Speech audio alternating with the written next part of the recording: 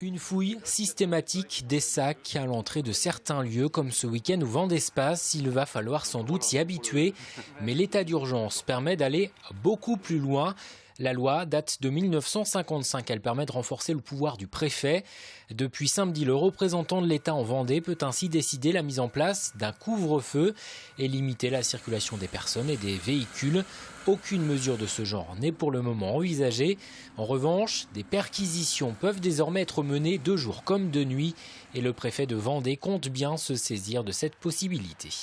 Il y a sur l'action policière, l'action de renseignement, un certain nombre d'investigations que nous avons lancées, que les services de police et de gendarmerie opèrent en ce moment et qui peuvent donner lieu à des mesures précises, notamment sur des perquisitions, mais vous comprendrez que je ne puisse pas en dire plus au moment où nous parlons. Des assignations à résidence ou des interdictions de séjour dans le département pourront être décidées.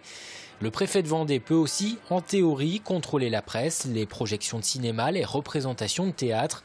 Il peut surtout interdire des manifestations, des réunions publiques et décider de la fermeture temporaire de salles de spectacle ou de bars.